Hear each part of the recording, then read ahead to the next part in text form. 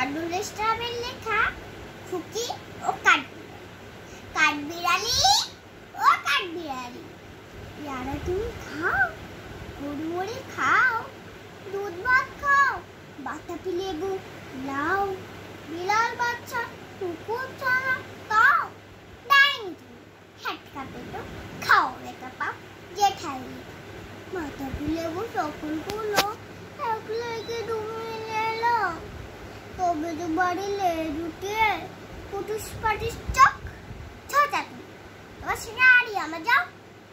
কাঠবিড়ালি পাঞ্জি মুখে মারবো ছুরি খেয়ে,